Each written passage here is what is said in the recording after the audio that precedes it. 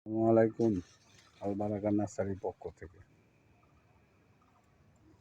দর্শকবন্ধু, একটা গাছে দেখেন কতগুলো আম ধরে আছে। প্রায় এখনই যদি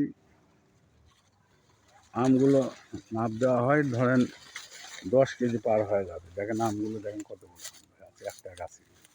ও পাশে দেখেন কতগুলো আম ধরে আছে।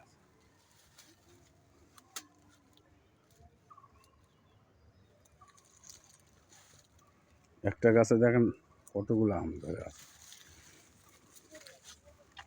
তো যাই হোক, যদি আমগুলো লাগে, আম সহ গাছটা, ওই গাছগুলো যদি লাগে, ব্যানানা ম্যাঙ্গো, দেখেন